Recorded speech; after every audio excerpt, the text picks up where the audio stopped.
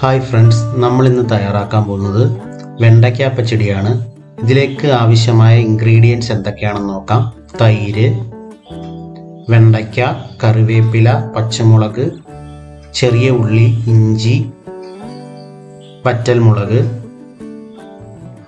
തേങ്ങ, കടുക്,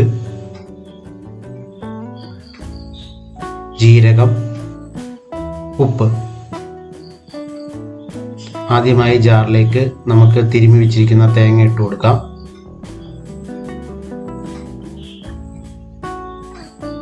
അതിനോടൊപ്പം നമ്മൾ വൃത്തിയാക്കി വെച്ചിരിക്കുന്ന ഇഞ്ചി, ചെറിയ ഉള്ളി ഇട്ട് കൊടുക്കാം. കുറച്ച് ജീരകവും കൂടെ ഇട്ട് കൊടുക്കാം.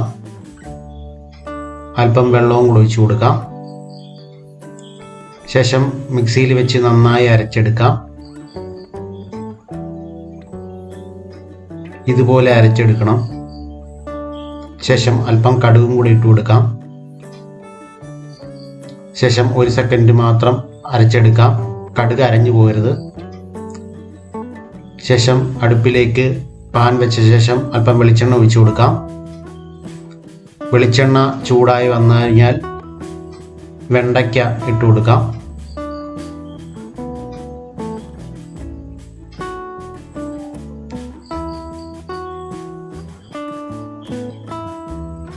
എന്നിട്ട് ഒന്ന് ഇളക്കി കൊടുക്കാം. അതിനുശേഷം നമ്മൾ അരിഞ്ഞു വെച്ചിരിക്കുന്ന പച്ചമുളകും കൂടെ ചേർത്ത് കൊടുക്കാം.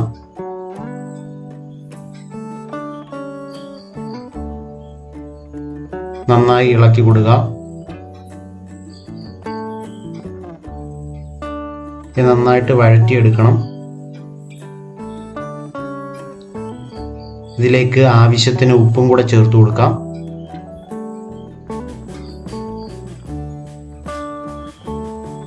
ഉപ്പ് ചേർത്തിട്ട് നന്നായിട്ട് ഇളക്കി കൊടുക്കാം. ഇപ്പോൾ കുറച്ച് വഴണ്ടിട്ടുണ്ട്. ഈ രീതിയിൽ വഴറ്റിയെടുക്കുക. ശേഷം നമ്മൾ നേരത്തെ അരച്ചു വെച്ചിരുന്ന കൂട്ടുകൂടി ചേർത്ത് കൊടുക്കാം.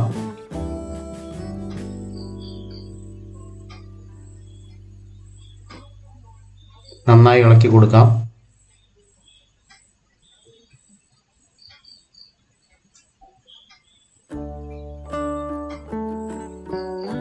നന്നായി ഇളക്കി യോജിപ്പിച്ചെടുക്കാം.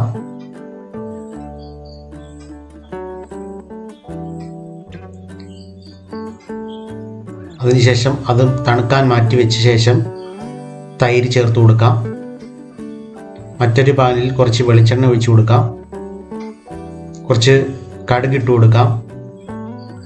അതിനുശേഷം അരിഞ്ഞു വെച്ചിരിക്കുന്ന ചെറിയ ഉള്ളി ഇട്ട് കൊടുക്കാം. വറ്റൽമുളക് ഇട്ട് കൊടുക്കാം. കുറച്ച് കറിവേപ്പിലയും കൂടി ഇട്ട് കൊടുക്കാം.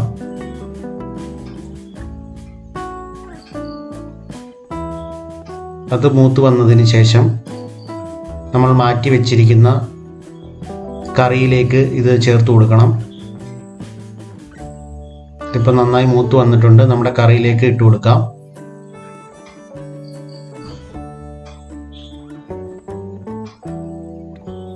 കറിയിലേക്ക് ചേർത്തതിന് ശേഷം സാവധാനം ഇളക്കി കൊടുക്കുക.